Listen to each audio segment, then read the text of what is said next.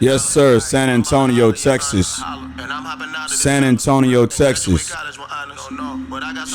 Your cousin.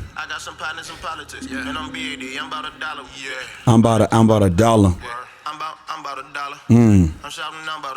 Yes. San Antonio.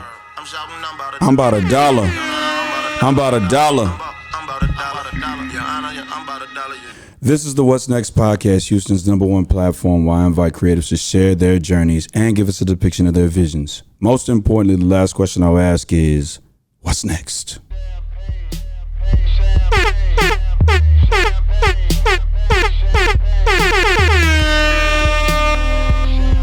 Houston, Texas. San Antonio, Texas. We're on more platforms. Google Podcasts, Amazon Music, Radio Public, or whatever it is. Stitcher, Apple Podcasts, SoundCloud, Spotify, YouTube, stillvisionary.com. Walk with us. Yo, it feel like 95. Sachi on my body. Biggie, jigger, puffy. All that ballin' is a hobby. And I'm wildin' in my wallies. And them valleys, no Pilates. More way, get you more way. Houston, Texas. Or should I say San Antonio, Texas by way of Houston, Texas. Welcome back to episode 120 of the What's Next podcast. That's WHATS, no apostrophe, NEXT, exclamation, question mark.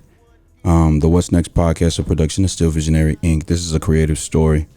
How you doing, man? Man, I'm blessed, brother. I'm good. And you? I'm well. Yeah.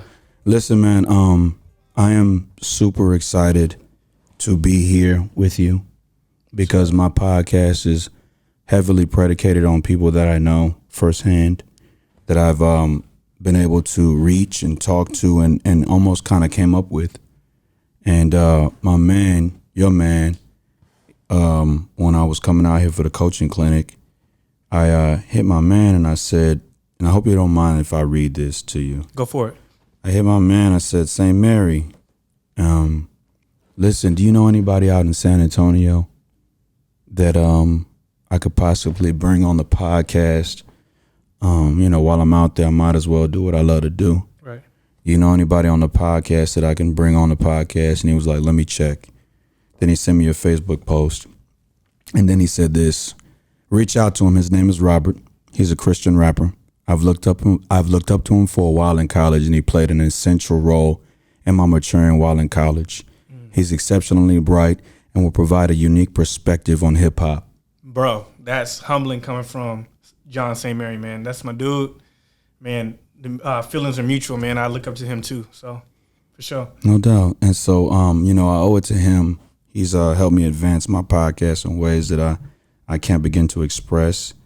And now he's introduced me to you. Man. And so I'm greatly appreciative for that.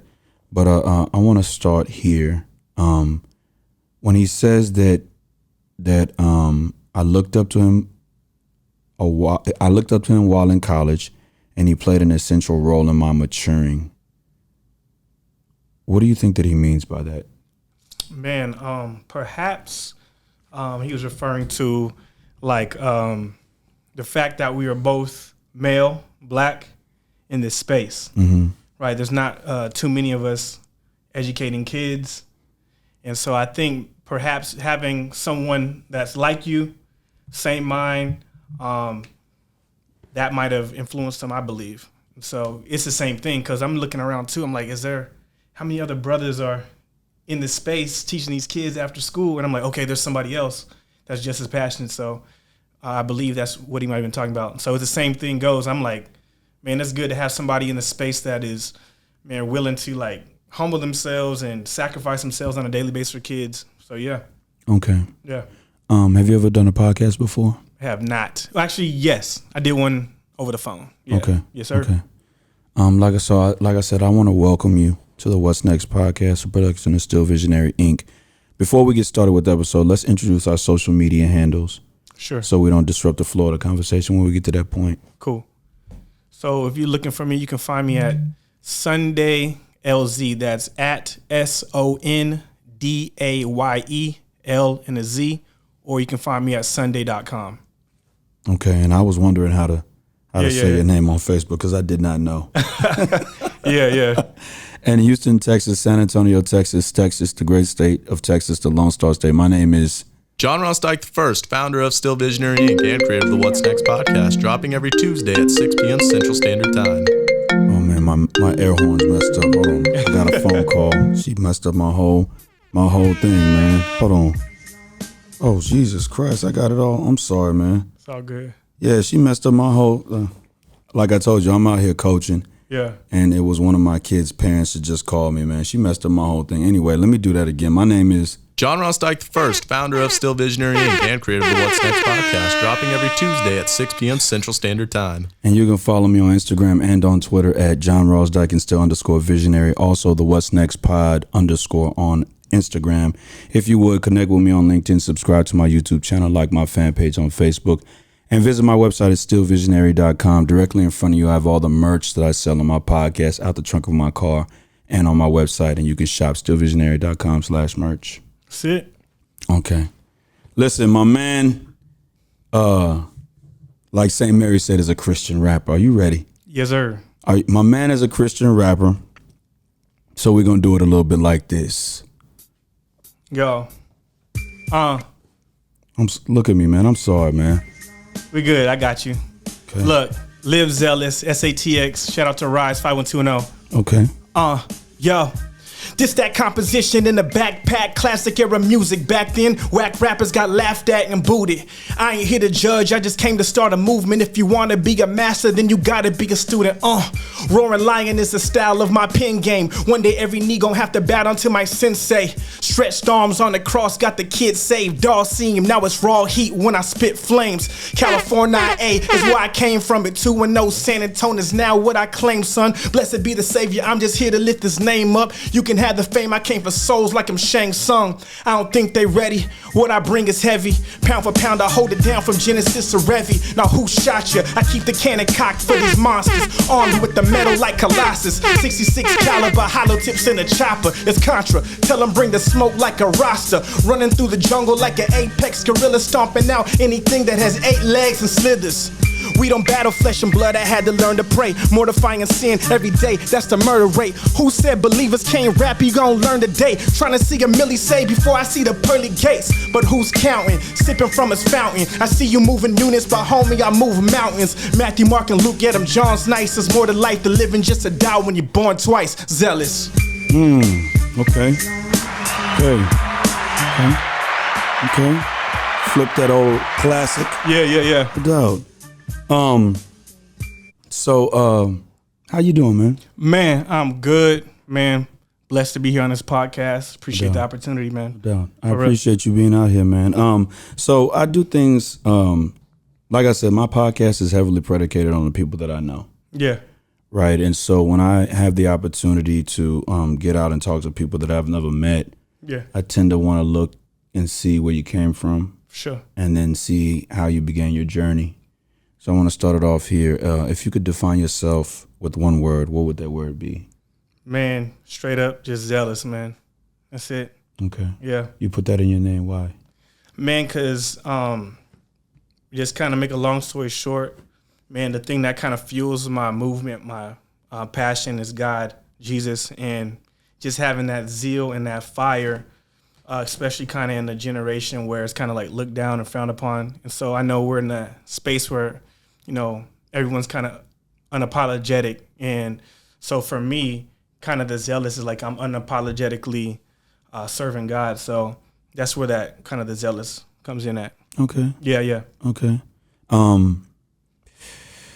do you think people should take from our podcast today? I know it's kind of early. We really haven't dived into anything. Yeah. But I like to think that, you know, if people understand what they're expecting, then it's easier to consume. For sure. So what you think people should take?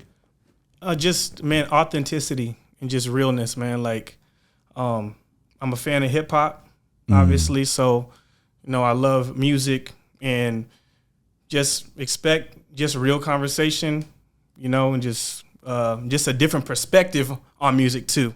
Like you said, I'm a Christian rapper, so the lens in which I see things may be a little bit different, but some things might be new to you, strange to you, but when it's all said and done, it's just straight real though. Okay. Yeah.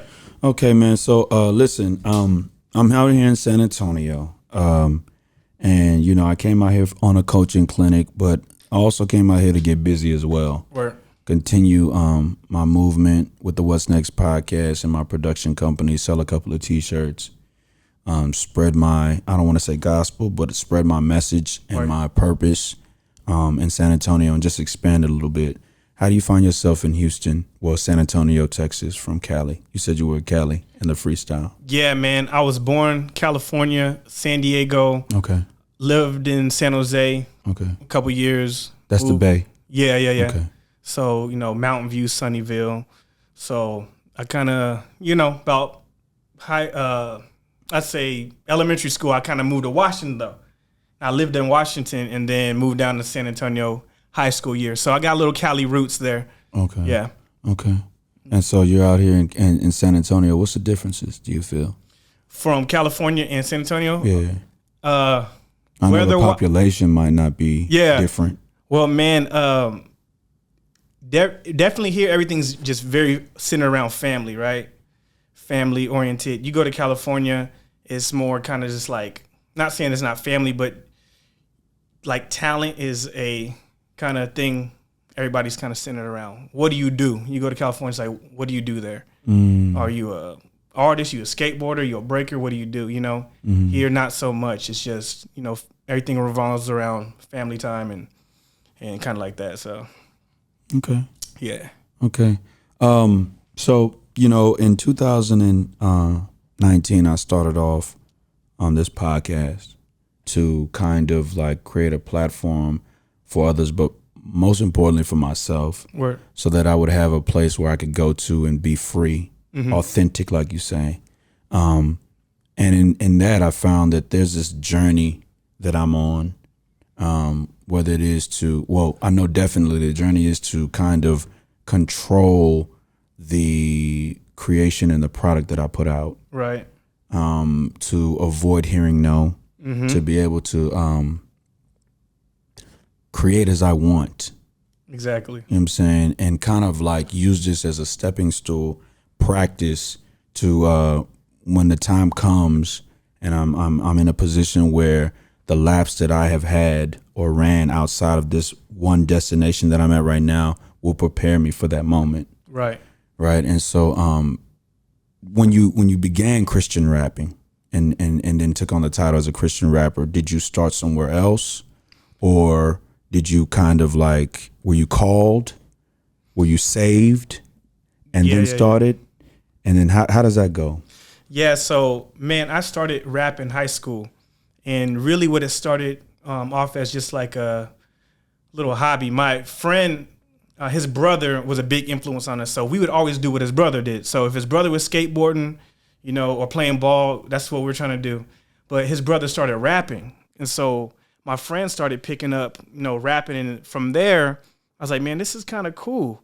So in my mind, I'm like, yo, I can put these pictures and these puzzles together with words. And so, man, I just stuck with it. And through high school, I was involved with a group or two. And so I just had that love. But around, I'd say, ending of senior year, man, I kind of did feel like this kind of conviction from God, because I grew up in church, but I wasn't really kind of like living it 100%.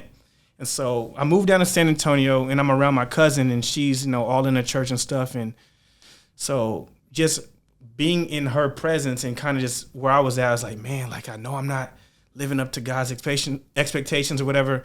But as I was hanging with her, she started putting on these like rap CDs. Initially you're like, oh yeah, it's cool, it's kind of Christian, but like these dudes were like bringing bars. I'm like, yo, like what is this? It was a group called Cross Movement, and I'm like, yo, this is crazy. I wasn't expecting that, but I grew up because I came from listening to dudes like Cannabis. Man, that was my guy, man. I'm like listening to all his like radio raps, Sway and Tech in the morning and stuff like that. And I'm like, yo, this dude is eating. So, I kind of like got a love for lyricism. So when I heard these dudes, I'm like, man, yo, these guys are bringing bars, but in a different way.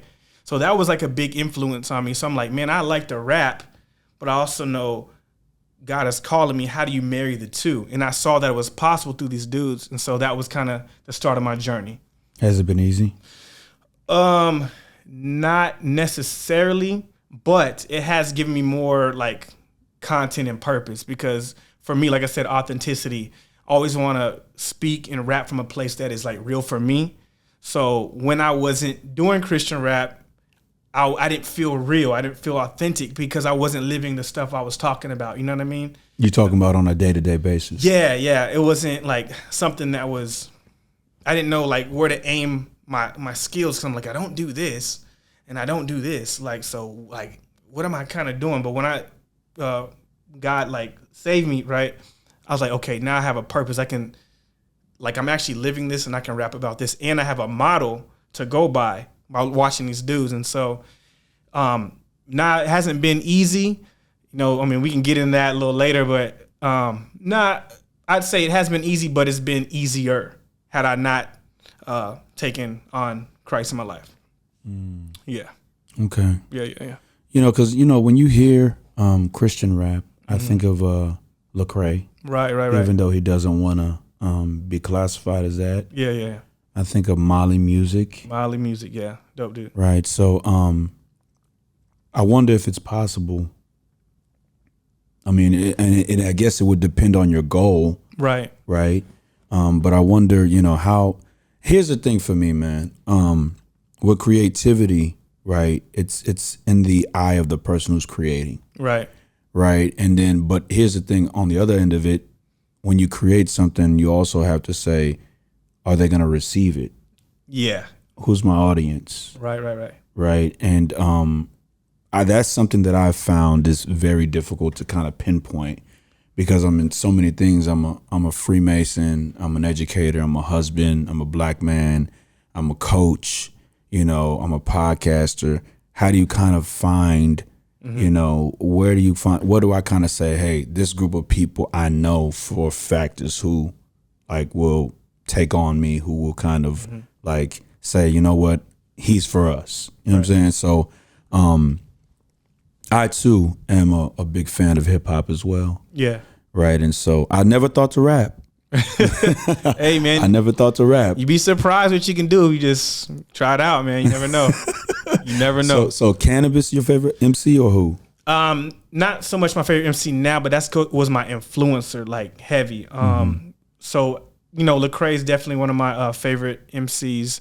But believe it or not, some of the dudes that are local in San Antonio really kind of have that, you know, 1 through 5 spot for me. Dude named Jarrell, big dude, big influence on me. He's probably my biggest influence right now outside of Lecrae. And then there's another artist I like. His name is Toombs, here in San Antonio. And man, this guy's creativity is like, bro, I can't even explain. Like, he'll get in the studio and like be done with a song in one night and just coming up with these like crazy concepts, like stuff you don't even think of. Like, how are you doing that? So these are the dudes I look up to, and like, man, I'm trying to aspire to be like them. You know what I mean? So right, yeah.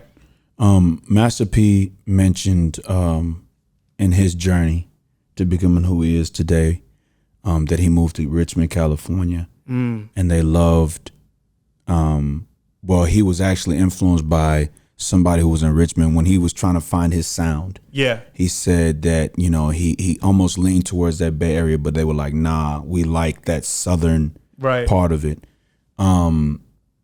Describe the San Antonio hip hop scene to me, the music scene to me, because like Houston, San Antonio is heavily Hispanic, heavily Latino populations there. Right. And so the reggaeton sound has kind of like, you know, we teach school, I teach ninth grade, and these kids are rompe, you know, all the reggaeton and stuff. So what is the music scene like in San Antonio, Texas? I would say definitely kind of that traditional, you know, Mexican music as a whole. That's kind of the thing down here. It's not uncommon to see someone going down the street and you're just hearing that and just bumping it loud, and just you're like man, that's a thing, you know what I mean? And so that's definitely a big influence here. But as far as just like hip hop and just that, we take a lot of cultural cues from Houston. And I'm not, and just like Southern hip hop, you know what I mean? So it's not so much kind of slowed and chopped as much, but you can kind of tell those influences are definitely here. But then again, you have a mix of people that are outside the box. If you heard them, you'd be like, "You're from San Antonio?" You wouldn't even know. So there's a mix, and so I wouldn't know how to necessarily put a stamp on every single thing because I don't want to generalize everybody. You know what I'm saying? But I've heard people more recently having kind of that newer 2021 sound with the, you know what I mean? Kind of like that choppy cadences and the harmonizing or singing, whatever. So you've seen a lot of that come up now, but just in general, it was like, yo, San Tone, you know what I mean? Like kind of that whole, like that little 808s. Yeah. Old school, just 12 music. Man. Rattling in the trunk. UGK type. Yeah. Yeah. So you see a lot of that. So, but yeah, it's changed. It's definitely changed. I think people are starting to like trying to keep up with the times, so to speak. So that's cool. You know, like in Houston, you're never going to get rid of screw music. Right. Because it's just embedded in the culture. It's a staple. San Antonio doesn't have, we can't claim, oh yeah, we came up with screw. This is us, like, and claim that's our identity. So in a lot of ways, we're still kind of still searching for that sound that says, oh, this is San Antonio. You know what I mean? Yeah. Like you hear screw music slow down and you're like, okay, Houston. We can't necessarily say that's the case with San Antonio. I heard that. That's definitely San Antonio influence. Do you think that adversely works for San Antonio, or it's more of a hindrance? And what I mean by that is, since the sound of Houston is Houston, and some people pick up on that in San Antonio, but San Antonio doesn't have their own or your own identity in the music scene. Does it kind of like hinder y'all, or is it like an advantage? That's a good question.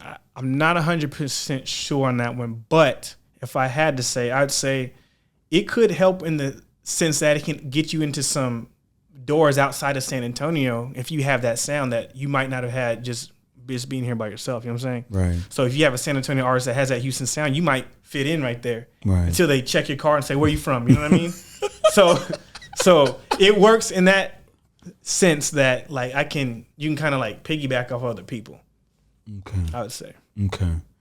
Habakkuk 2:2-3 says, "And the Lord answered me and said, Write the vision and make it plain upon tables, that he may run that readeth it. For the vision is yet for an appointed time, but at the end it shall speak and not lie. Though it tarry, wait for it, because it will surely come. It will not tarry. You do what you do for yourself to prove you can do it for others. Even though the year of perfect vision needed corrective lenses, your vision was never out of focus. You remained still. You remained determined." Kobe said, "The Mamba mentality is the attention to detail and the level of commitment. Run your race because you got time. Keep the momentum. Believe in your story, a creative story. Remember, never stay comfortable while trusting the process. Be innovative in your 720 hours. There will be stumbling blocks. You just keep pushing. Most importantly, what's next? Continue to drop." Every Tuesday. Every Tuesday? Every Tuesday. Every Tuesday. Every Tuesday.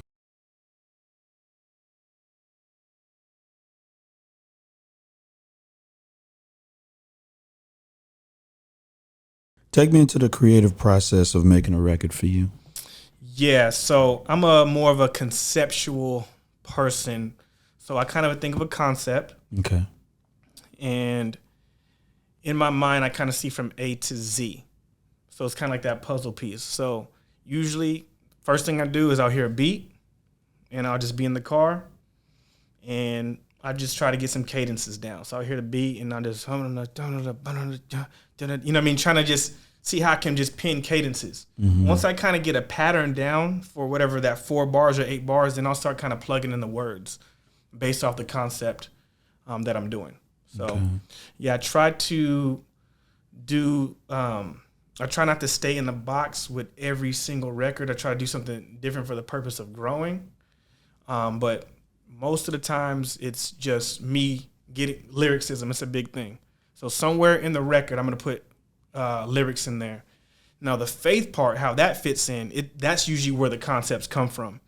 But like I like to say things, but say them different. For example, if I said, instead of saying sand, the word sand, I might say dry liquid. You know what I mean? Because sand moves like water, but it's dry. You know what I mean? So I try to be like really add that abstract piece into my music. Okay. So I like to, so it's not so predictable.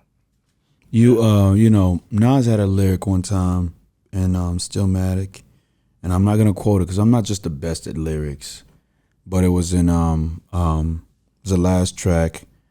What was the last track on Stillmatic called? I'm tripping, man. The last song on Stillmatic was on Tum Tum Tum Tum Tum. I'm sorry, man. I'm tripping, but all good.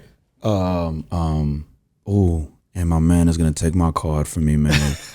Wait a minute. I'm sorry. I gotta run this down. Number 9. I got okay. What goes around? Dang, I am tripping, man.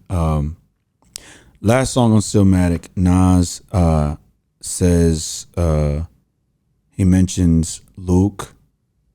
He mentions Paul. Mm-hmm. And he mentions something else, man. And I heard you say in your freestyle earlier, you said from Jenny to Revi, Genesis to Revelations. Mm-hmm. And I think you mentioned those same disciples. Yeah. Walk me through that lyric, and that song will come to my mind in a second. I was put on the spot. Cameras are rolling. So from Jenny Revi, you know, I keep it heavy.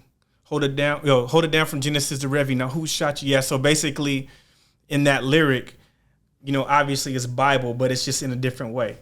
So Genesis to Revelations. So I'm just basically saying in that bar, like from the beginning of the pages to where you got the content to the back where the maps are, I try to live that out. I try to hold it down. And so what we're bringing is heavy, right? So what I bring is heavy, meaning the word of God, man, like the truth of what's authentically placed in that Bible, man, living that out, man, that's a heavy thing, and a heavy call to carry out, but basically trying to hold it down and live that out. And so at the end, Matthew, Mark, and Luke, yet them John's nice. So John. It's just a little wordplay. Mm-hmm. Yeah. So basically, again, living out the Gospels. Those are the 4: Matthew, Mark, Luke, John. But you know, yeah, them Johns is nice. Hey, look, where'd you get them Johns? You know what I mean? Kind of little wordplay. So yeah. So that's basically what that was, man. And just at the very end is there's more to life to live than just to die when you're born twice. So when you've been birthed and by God, and He's breathed His breath in you, you have like this new purpose, and it's not just to live to die. You're like, man, I got this gospel in me. I want to share it with other people so they can experience the goodness of God like I've had it. And so so basically that's what that lyric was about. Yeah. Well, say that lyric again. Is living when you're living. Matthew, Mark, and Luke, yet them John's nice. There's more to life to living just to die when you're born twice. So so Jesus talks about you must be born again, and what He's referring to is placing your trust in Him so He can give you rebirth. Because when we're born into the world, we're spiritually dead, but He can make you alive and be sensitive to the things of God. And when you get that in you, and that's that fire and that zeal burning in you, you realize like, man, I have purpose. There's more than just living for me now. So that's more or less what was compassed in that lyric. Said evil people, evil people and jealous men will try to destroy me. And his word couldn't be real. I'm on top now. Slide his drama. I have to kill you because animals sense weakness. Sharks smell blood and water. Ishmael, Moses, and Job moved to divine order. That was a lyric. Oh, from Nas. Yeah, that was a lyric. And I can hear the beat, but I just can't think of the name. By the time at the end of this episode, I'll have it. So being born again. Actually, let's go here. In 2021, hip hop music is what? Ooh, man, couple things. Definitely creative. In some ways redundant. And I say that because there's a lot of people just doing stuff that I see. I'm just like, yo, like, where do they come up with that? That's crazy. But also it's like a lot of the same sound. I don't know if you saw that interview with T-Pain. Yes. And he's like, there's already a baby. Do something different. Kind of, you know what I mean? Mm-hmm. So he's one of the top dudes in the industry. So if he's saying it, what does that tell you? You know what I mean? So I see a lot of that. But also at the same time, I see a lot of creativity, especially amongst like independent artists who are trying to like, I guess you'd say put their name out there, just doing like simple but like creative things. And you got to be creative when you're like independent. So. Let's unpack that what T-Pain said. I thought a little bit of that is I heard them talking about that on the Joe Budden podcast and calling T-Pain a GOAT. Would you agree that T-Pain's a GOAT? Man, I don't call anybody a GOAT, but I would say he's definitely a forerunner or a pioneer. I put it like that. GOAT, nah, but definitely a pioneer. Okay. Yeah. I heard and he was saying that do something else. And I didn't know how to take it. Mm-hmm. I didn't know. I mean, because here's the thing. No idea is original. That's true. There's nothing new under the sun. Mm-hmm. It's never what you do, but how it's done. That's biblical, but Nas said that as well. Right? And so, I think that no matter what you try to do, right, in music especially, you're going to sound like somebody else. You're going to use some references from somebody else. And if it comes off to be like somebody else, their experiences are not your experiences. Yeah. You know what I mean? So I think that a lot of it was a rant on his part. Mm-hmm. Because a lot of that, for me, the way I looked at it is a lot of it is, him almost saying indirectly, listen, I'm kind of at a standstill point myself. Yeah. Like I can't, Jay comes out and says auto-tunes is dead. Mm-hmm. He loses his career. He blames it on, by the way, and I'm glad this came up. Just a tangent, a sidebar. Has anybody ever told you that you look like Usher? Bro, I kid you not, bro. I get that all the time. A lady yesterday, I was buying sushi at the store. She said the same thing. You look like Usher. I heard that 3 weeks ago too. Cracker Barrel. Hey, brother. Anybody ever tell you look like? Man, I get it all the time, bro. At this point. John Ross Dike II, founder of Still Visionary Inc. and creator of the What's Next podcast. At this point, I'm thinking about getting a facelift, bro. Central Standard Getting Time. a face change. I hear it so much. If I had $1 for every time I heard that, bro, I'd probably be in the millions, bro. Yeah, for real. Yeah. And so Usher says that T-Pain messed up music and that it caused him to I saw that. Get depressed. Saw that. Saw that. How do you break that down? I can understand where T-Pain might have felt some type of way looking up to Usher because he's a big influence. Usher's influenced a lot of people too. And so I can see where he might have said that. Now, if I were Usher, I might have not said it in that way. But again, I'm not him. And number two, if you have that close of a friendship, sometimes you say stuff that's hurtful but true. You know what I mean? And so maybe that was what Usher was feeling at the time. Like, man, like we got all these people doing what you do. You single-handedly destroyed it. But man, that I would be hurt.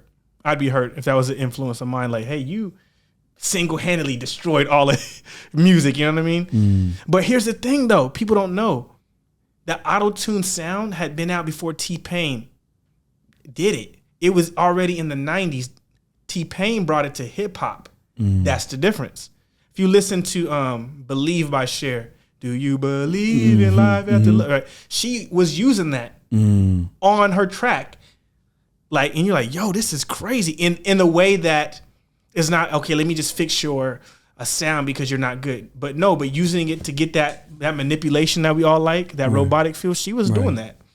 So technically you can't blame him for using it, but because he brought it to hip hop, I see that's why he kind of gets that flack. But they can blame him all day. But that was auto-tune was also a tool that opened a lot of dudes, opened the doors to a lot of dudes' careers who would not have careers had they not got it. Right. That's a fact. Right. Like the sound and the industry sound right now is all revolved around that, and that's been going on for the last. When did that song Snap Your Fingers come out, T-Pain? Oh, that was one. 2000. That wasn't T-Pain. Snap Your Fingers. With Young Jock and yeah. Man, I'm forgetting. Buy Your Drink. That was T-Pain, Buy You a Drink. Right, but the Snap Your Fingers was it was the some boys from Atlanta. I can't think of the name. Snap Your Fingers. That was Lil Jon and the East Side. No, it wasn't the East Side Boys. You can do it all by yourself. Let me see you do it. Yeah. I'm talking about T-Pain's though. When did T-Pain's Buy You a Drink come out? Yeah. I don't know. 2008 or 9. 2008-ish. Earlier. Okay. So it's almost been what? 6-ish, I think. 2006. Right. So almost 13, 14 years of that same sound we've heard now. Kanye did it. 808 Heartbreaks. Lil Wayne started doing it. Travis Scott. So you're seeing it's still popular though. And that's opened the career doors for a lot of people who wouldn't have a career without that sound. Right. So it's interesting that he's saying, you sound the same. Da-da-da-da-da. Well, he kind of gave us the tools, right? Right. And music is always going to be what the people want. So obviously the people haven't got tired of it. Right. You know what I'm saying? We're still doing new things with it. So, yeah, man. What song's on your mind?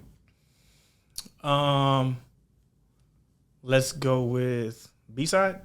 Yeah. Whatever. Yeah. Okay. Yeah. B-side? B-side. By who? Me. That what you talking about? No. What song like No. I'm tripping. No, can we play it? We can play it. Yeah, we can get it. We can get Okay. it. But you're saying what song? So when I say that, like for me, the reason why this is relevant is because for me, I'm when I was on the way over here, I was listening to a podcast. But yesterday I was listening to a little bit of Future. From time to time, I listen to a little bit of gospel, Chris Tomlin, Elevation Worship. Even though I don't like to admit it, Kirk Franklin from time to time. Okay. Tamla Man. I listen to a lot of Nas all the time, a lot of Biggie. I switch over to the alternative side. So when I made this podcast, it was a song that was on my mind. So I like that segment of my podcast to kind of see what people are listening to. Got you. What songs on your mind? And listen, and the musicians that I bring on here, when they say they're on music, I understand. Oh, look, you mistaken, bro. I'm tripping. I thought you like, hey, what song for you? That's why I was like, oh yeah, we can go with this. No, what song for you though? Oh yeah, so a song that I really like. Right. There's a song by Lecrae called "Keep Going." Okay. That song to me is just like that's my exercise music, man. Yeah. So yeah, man, we can rock with that one. Okay. Yeah. Keep going. So let's finish off the part where you were talking about the redundant part. Okay. You said that music is two things. You said that it's creative and it's redundant. The creative aspect of in terms of like people finding a way to kind of like start their careers off. Now the redundant part of it to you. I think in some aspects kind of just like almost like the character, right? So it's change, you gotta have change. You gotta have a bunch of tattoos and you gotta have wild color hair, right? And I'm not saying that's necessarily evil, right? But what I'm saying is like that's kind of the spot we're in right now. Like those are the artists getting played. Like, very kind of outlandish, something's, standing out about them that just trying to so you might have some like a mohawk with some dreads that's like neon green and some beads on it, and right, the next artist is dyeing his hair all rainbow. The next dude's doing this all red. So you see kind of that caricature that is really kind of popular in hip hop, and kind of the things more importantly, like I said, because that's not bad, because if that's what you do and that's what you want to represent yourself as, man, by all means, but it's not necessarily new. You know what I'm saying? It's not necessarily new. Also, just kind of the content, it's kind of like all the same.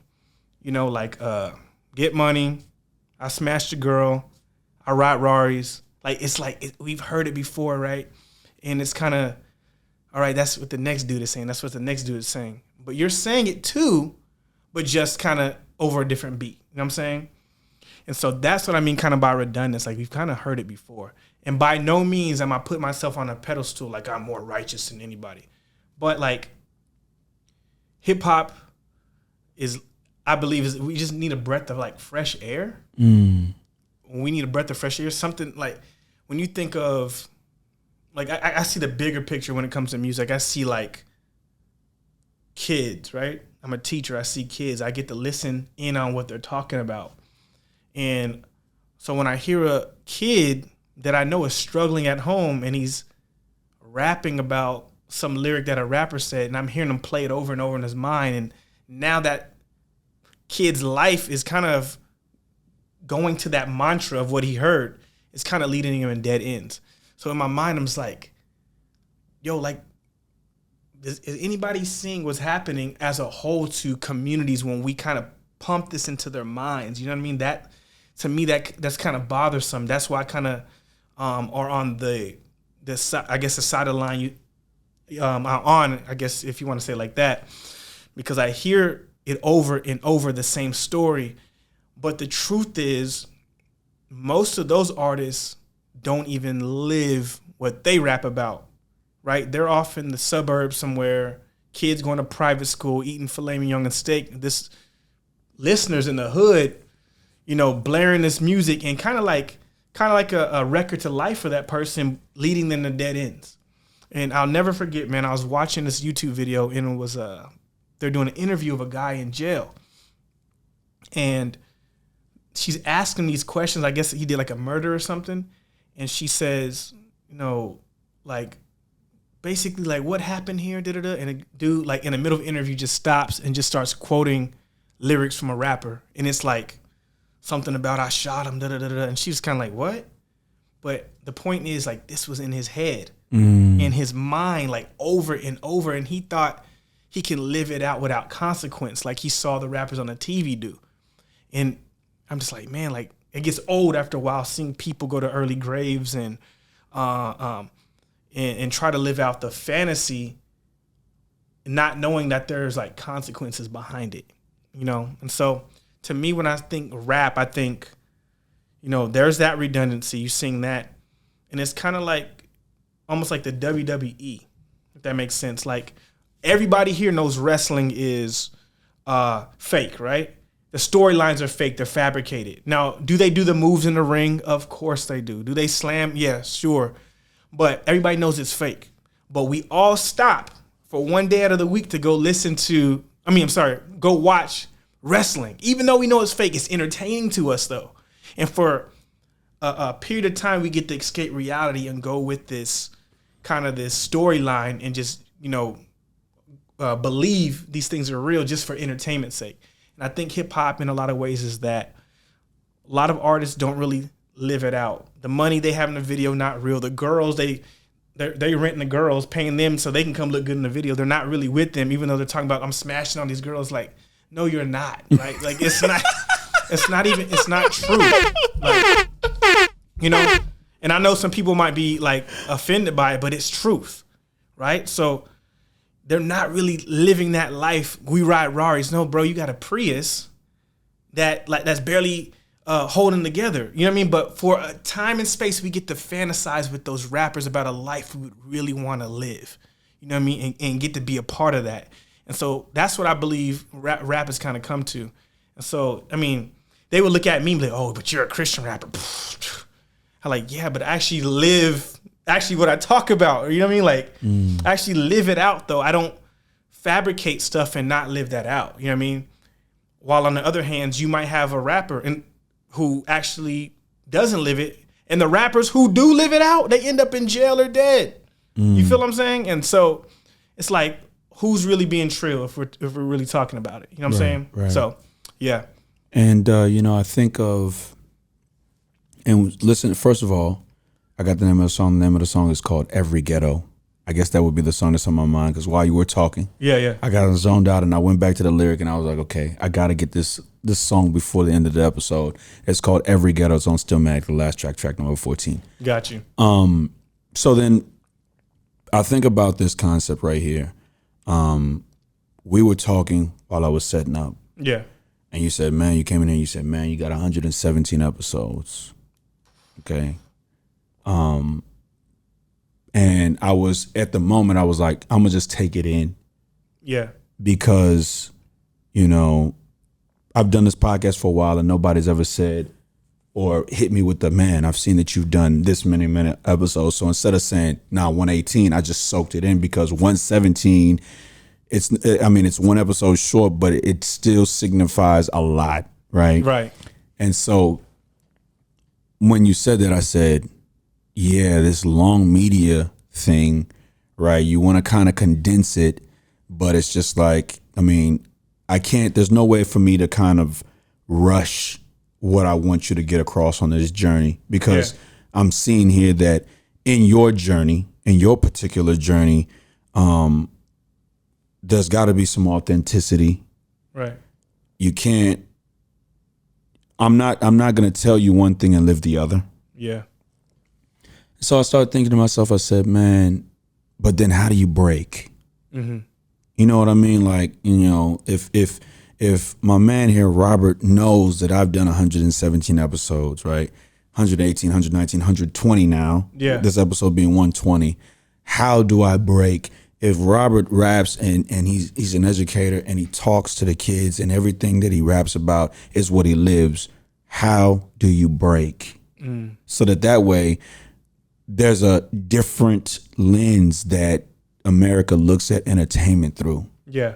Or on the other side of that lens, they see people that are not going to jail. Yeah. People that are not overly tattooed, and people that are not, you know, misleading the generation that come with false ideologies and stuff like that. Yeah. How do you break? So how do you think that you break? Can you clarify what do you mean by break? Okay. Yeah. Look, now we podcasting. What I mean by breaking is, how do I get to the point where what I love to do pays me? What I love to do, now I wake up the next morning and what I love to do, now people are talking about without me having to kind of like, hey, here's a card. Yeah. Somebody that I've passed a card to has given that card to somebody else, and now it's almost like a disease where if I have a cold and I cough on you and you cough on another person, they cough on 10 people and they cough on 20 people, like almost like the coronavirus. Yeah. How do you break? Man, I'm not there yet, but man, I don't know. I would, man, this is gonna be crazy to say because you're already there. You're not there yet. Okay, I'm not. My bad. I meant to say in the sense of content always going out. But I appreciate that. Yeah. Because I'm not like, for me, I'm trying to get where you're at in the sense of consistent content regularly. So I guess it's to get to a place where you're actually getting paid to do it, man. I'm not for sure because I'm at a spot where I'm having to do the and thing. So for me, it's not either or, but it's like and. I have to teach and do music. And so if I had to guess, man, maybe step one would be charging people. Now that sounds ridiculous, right? But when you think about it, it takes money for you to come out here with gas and to sell shirts and to make shirts. And for you, maybe it would be a thing where it's like, hey, I want to do a podcast with you and I have a platform for you. Boom. Hey, this is how much I charge for my platform. Would you be interested? And the scary thing about that is you run into the fear of like, okay, first of all, who are you? Like, what's your, like, who are you to charge? You ain't no Joe Rogan, But if you believe in what you do, you'll do it anyways. You're already 120 in. It's not going to hurt to, you know what I'm saying? Like, it's not going to hurt you if you say, you know what, I'm going to start doing that. And it may look, at first, it may be nobody's hitting you up. It might be that. So you maybe have to adjust that, but that's how, you know, I would do it. And that's how kind of I'm currently am doing it. I believe it or not. Now, this is kind of a controversial topic in my genre. It's like charging for rap, right? Because it's like, well, you preach the gospel, man. It should be free. Freely we've given, freely you should give. And so although there's that gospel side of that, there's a business side believe it or not, and sometimes we don't want to admit that, but there is a business side of things to where it costs money to put websites together, merch, buy beats, record. And so charging allows me to take those monies and put them back into what I'm doing so I can continue doing it. And so, I mean, that's what I would say. That would be how you, I guess, break in a sense of, even this, man, this sounds crazy. Paying for advertisement. I know that sounds wild. Like, you're paying for YouTube followers. I'm not and IG followers. I mean more or less like there are places that will promote your stuff on a marketing sense. And really that's most artists now. Like you can make a awesome product, but if it doesn't get circulated, how will it get out, right? Right. So even paying for marketing is something that I would even suggest doing. And it's not a bad thing. But, I mean, know who it is you're rolling with. You know what I mean? Because sometimes they're like, yeah, if you come promote it here, we'll get you 3,000. Like, man, like, just through authentic relationships, again, knowing people, hey, could you promote this there? Or maybe getting onto a website. And, man, artists, I can tell you from an artist's standpoint, we love these opportunities, right? Like you are a launching pad for me, right? And so it would be no issue for you to say, hey, man, I'm doing this podcast. This is my audience, has the potential to reach this. We'd love to have you on. This is my charge. It's not going to break your pocket, but I use this to continue funding what I do. Maybe 5 years ago, I would have been like, nah, that's crazy. I'm going to pay somebody. But now that I'm kind of like trying to move forward in my own vision and stuff like that, I realize the importance of what money can be as a tool. You know, I'm not like this crazy person, like all about the money, but I also realize it's a tool that you need to kind of propel forward in whatever you're doing. So, yeah. I like this, man. I know for a fact if you'll have me next year, I want to come out again, see where you are in your journey again. For sure. Year. And you're gonna have that, and you're gonna let me pay you, right? Okay. Well, yeah, you know, I work. Yeah, because here's the thing. I realized that money's not everything, and like we've discussed, and we came to that conclusion about each other. I'm an educator as well. Yeah. So a lot of what I do is everything's been paid for. Yeah. Now it's figuring out how to kind of like and I love to tell this story. I haven't told it in a while. My man Darren Tisano, his wife Lacey Tisano and we were friends from college.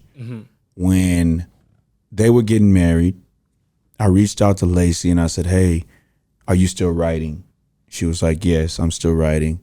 And then long story less long, we ended up working together and I filmed her wedding. Yeah. Like a little testimonial that they have for each other. I filmed it for them. So Darren and I got close, found out that we were both fraternity brothers. And so we went out to lunch and he said, hey, when you're ready to level up, because at this time I was doing a podcast in a studio. Yeah.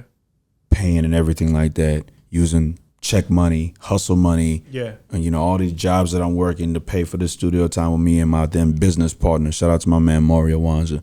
So he says, when you're ready to level up, let me know. Yeah. We'll go to lunch, we'll talk. I said, hey, I'm ready, man. I'm ready to take my podcast out of the studio. I'm ready to take it and be able in my own space. Yeah. So then he says, okay, I got you. I'm gonna meet you. He gives me about maybe $400 worth of equipment. Wow. For free. $400 to maybe $600 worth of equipment. So I start my first podcast off and do 56 episodes of this podcast with the equipment, well, with the mics. Buy a mixer. I'm doing it with a mixer, and then I level up on the strength of St. Mary. St. Mary's like, yo, check this podcast and stuff out. And I go and get the podcast set up that same day. So when I think about bringing people on, but charging them to bring on, that's not necessarily my MO. That's not my mission. My mission is to open up a platform, like I said earlier, where I could talk to people. Because in your journey and in this conversation, I heard a lot of things. Yeah. Right. The fact that in the end you got to be who you're gonna be, and a lot of times those MCs that rap, that is who they're gonna be, because it's so much easier to do that, or let's just say that that's all they know. That's true. Than it is to say, well, I'm gonna do the opposite. Right. Vice, and the same thing goes with us. I see a lot of people creating content, and you know, it's nothing to get on the camera and do silly stuff in the name of exposure. Yeah. But you got to maintain that. Right. And as an educator, I don't see myself being able to do that, maintain that type of work. Yeah.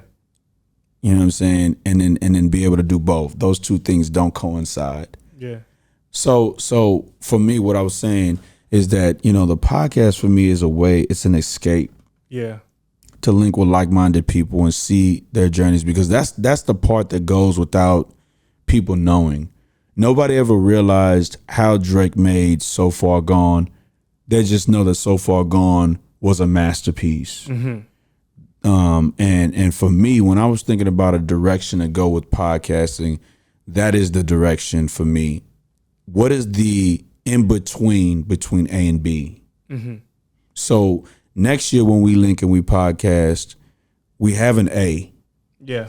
Next year we need to talk about like the stuff in between A and where we are now. Right. You know what I'm saying? So that is the essence of my podcast. It's just to sit with people that I feel like. St. Mary gave me your information, and I said, hey, if I don't do anything else, I need to get out there and at least hear this guy. Right. Listen to what he's talking about. You know what I'm saying? Because the man said, hey, you were very influential in his upbringing. Yeah. That's an honor. Definitely coming from him. Yeah, you know what I'm saying? And you know, St. Mary is one of these types, and we've had a lot of conversations at work. He's one of these types where he says, you know, for me, I'm the type of black guy that or black man that a lot of people will hear and not almost kind of like vibe with. Right? How he talks, his vernacular. He doesn't use profanities. I love it though. He doesn't use profanities. He doesn't swear much. He doesn't use the N-word. Yeah. You know, he's very well spoken, and it goes back to his theater background. Right. And so I just feel like, you know, the people that have kind of like helped me along my journey, you know, didn't charge me. You know, I'm one of these guys, you know, and when we get off air, I'll tell you a couple more because I don't want to incriminate myself, but I'm one of these guys where I'm a doer. Yeah. I'm not one of these guys that can read and will know the apertures and the exposure rates and the frame rate. I'm a doer. So I'm gonna put it together, and then I'm gonna get out and I'm gonna edit it. But St. Mary is one of those types, he knows the intricacies. And every time I ask him a question about, hey, what is this and what is that, he never charges me. You know what I'm saying? And so, and sometimes I go and I sit in his classroom during my conference period, and I'm just like, hey man, what do you think about this? And what does this mean? And what does that mean? Because you need people like that in your life. If everybody was always charged, but here's the thing, what you said is very true, because somebody else has said that to me, and I've been to myself, I said, hey man, I've said to myself, well, how do you make that work? Yeah. You know what I mean? So I guess that for me, that would be the other side of it. Yeah, I would say this to that too. When you're in a place like you're at with education, you don't necessarily need to do that because you have something funding and funneling to be able to do this. You know what I'm saying? And so it just depends, I guess, where you're at in your journey. And so it also has to do with motive. And when you can explain to people, like, I'm not out here to get money. I'm not out here just to, you know, be selfish, but I really need these funds so I can continue to doing the thing I need to do if you're in that position where you need that. So, like, I know you're saying earlier, asking about how do you break. Sometimes, not saying you, but there are people who don't ever break, and they just realize, listen, I'm going to have to do the and thing and be okay with that. Also, too, when it comes to content, sometimes you'll be putting out content for years until you, boom, like everybody's catching on. And I think it was like Gary Vee. Do you ever listen to him? He was talking about just like create content. It don't matter if it's 12 views, keep doing it, because you hitting that, going past that ceiling took you, for some person it might take 50 episodes. Another person might take 200, but had you not done those 200, you would never got past that. You know what I'm saying? And so that's how more or less I think about it. But if you're in a position where you don't gotta necessarily charge people, and like for me, don't get me wrong, like I'm in a position too where I'm really, blessed. I teach and have a pretty nice income, but I also realize I have a bunch of bills too. You know what I'm saying? So I'm trying to juggle that and juggle the thing that I love to do, and sometimes, on the surface, you go to my website, okay, he's booking. Why is he charging this? He's supposed to be a Christian rapper. You know what I mean? Like, but if I were to say it, and I'll say it now, those monies go to buying equipment, because speakers, $400, a mic, $300, a computer, $1,000. And it would be no different from going on the GoFundMe and say, hey, can you support my ministry? You know what I mean? Can you please give so I can do that? And I kind of see the same thing. The difference is when you're doing it and you're just like, nah, man, you got the cash first. You know what I mean? Kind of, and it's your attitude. And so also know I don't charge every event. It just depends. Like I'll see an event, I'll go, okay, man, is this gonna? Sometimes I just feel led by God to say, no, don't even do that. Don't even charge. Just go do it. So it just depends on the situation. But most of the time, that's how I'm trying to move forward and continue to do the thing I love. But you don't have to if you blessed to do it. Joe Rogan and Joe Budden, them dudes millionaires, man. They ain't got to charge nobody. You know what I mean? They got the machine and the influence in the audience already. Right. But I get what you're saying, though, because, it can be a deterrent, too. Like, what you mean? You want me to pay to come on? You know what I mean? Like, so, and it also depends as a person who you are. If you feel like, man, this is what my contribution is to society, and I don't want to take a penny from somebody, then then you got to live by that truth. Right. You know what I'm saying? Right. So, yeah. Right. So, man, today is July the 19th, 2021. We have... You hear that? It's my phone ringing. Let me text him and tell him. We have 165 days left in 2021. What do you hope to attain in 165 days?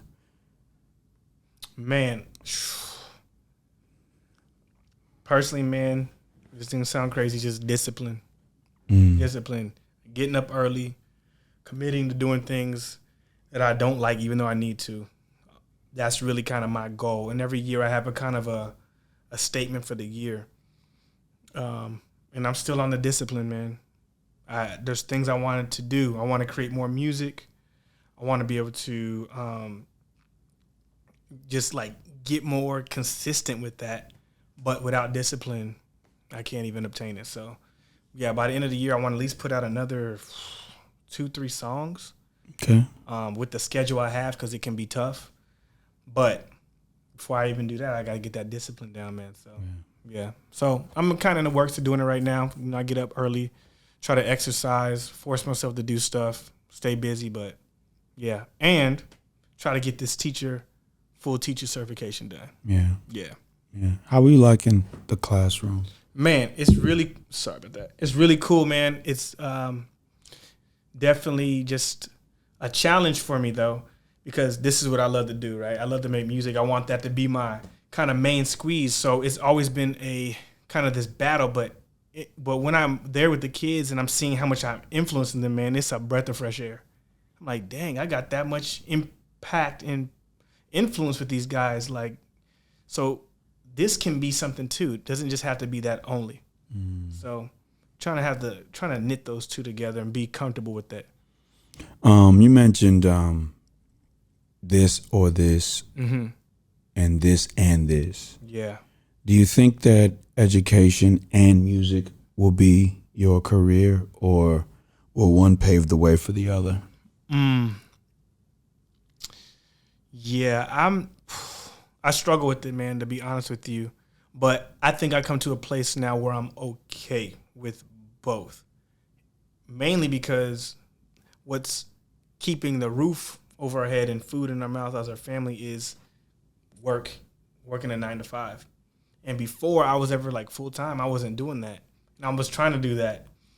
And teaching has kind of actually opened more doors doing that had I not. You know, you have a little bit bigger of a paycheck, so you can buy stuff you weren't able to buy when you were part-time and single, you know? Right. So, you know, as long as God gives me the grace to be in the teaching space and that's what he wants me to do, I'm going to do that. If he opens the door to say, yo, like, you can go here and make this full-time, do this, I'll go that direction. But I'm just learning how to be content with both, man, to be honest with you. Yeah. And sometimes it opens up doors. Like I got the chance to rap to my kids last year, 2020, about a song about education. So, man, like, I mean, I would have not had that opportunity to influence them with lyrically like that had I not been in the teaching space. So, Right. Yeah. Right. Do you like it? Yeah, man. It's growing on me. I say it like that. Right. I say it like that. You asked me that about a year ago, I'd have been like, nah, I can't stand it, man. Like, you know what I mean? But yeah, man, I have no, I've grown to love it. I've grown to like it. Right. Yeah. Right. I think that education is, it's a calling. Yeah. I've come to find out that in the years that I've done it, that education doesn't necessarily mean that you're teaching, but more mentoring than anything. And so I think that for me, mentoring, whether it is giving my experiences or even coaching, has been one of the brighter spots of education for me. Especially coaching. Yeah, especially coaching. And so it brought me out here coaching, and it also has allowed me to touch kids in a way that changes their lives. Yeah. So I love it. But when I get that call, you know, to elevate myself, sayonara. Yeah. Absolutely. I guess this is how I want to go from here. As a Christian rapper, do you think, what is your audience, and have you found your audience for the records that you have made? Yeah. So I would say mainly kind of like youth church kids. That's kind of been more of my audience. Those are the spaces where I get invited the most. And so that's kind of like the main thing right now. Yeah. So youth groups. So like I'm a youth leader at my church. So me and my wife co-lead with another group. And so I'm kind of around that circle a lot. And so I see that's where I get most of the play, I guess you would say, as far as like, you know, Spotify's and iTunes and stuff like that. That's where most of it comes through, which I don't mind. But yeah, man. Yeah. Okay. Most importantly, the last question I'll ask is, what's next? What's next, man? So I got some singles that I'm working on, trying to get that knocked out. Yeah, that's mainly kind of my thing. And the reason is I believe the power of the single. I've never been a person that's been consistent with dropping stuff. I drop stuff like every 6 months, and I'm trying to get off of that cycle. I'm trying to be more regular. So for me, that's kind of my stepping stones, per se, to kind of like create some buzz. So that's basically what I'm trying to do. I've been kind of under a rock for the last 2 years. You know, I got married, started a job, so that's kind of taking me off the grid a little bit, which is good because I needed that time to establish, you know, family and stuff like that. But just getting singles out, and hopefully my ultimate goal would be to do a tour, man, maybe next summer or something like that. So that would be awesome. Link up with some people in the city and just kind of rock that out like that. So yeah. But I just got to get music consistently. Yeah. What I like to do on my podcast, man, is I like to give a gift. I don't like going anywhere without giving a gift. I appreciate you. In 2019, when I started this podcast, I gave the exclusive SVI t-shirt. This is the first one I've given in San Antonio. Yes, let's go. I'm honored. I don't give this black, white tee to anybody, black shirt, white print to anybody except for the creators that come on this podcast. Bro. This is from me to you. I appreciate you opening up your spot for me to come in and do a podcast. And the 2020 edition to the shirts that I give is the black exclusive What's Next podcast t-shirt that I give to every creative that comes on the podcast. Man, I am honored to be the first in San Antonio to receive this. Yeah, Look yeah. at that. Yeah, I appreciate you for opening up your space. You have a lovely home. I appreciate it, man. It could be weird that, you know, somebody you've never met before, you invite them to your house, but I'm just extremely appreciative of that. And thank you for opening up your space for me, man. St. Mary, absolutely. I appreciate you. I owe you. Houston, Texas, San Antonio, Texas, the Lone Star State. My name is John Ross Dike I, founder of Still Visionary Inc. and creator of the What's Next podcast, dropping every Tuesday at 6 p.m. Central Standard Time. This is my man, Robert Watkins. Yeah. I do what I do for myself to prove that I could do it for others. This is episode 120. See you next time. Peace and blessings. Yo, it feel like 95. Sachi on my body. Inject, puffing all that ballin' is a hobby.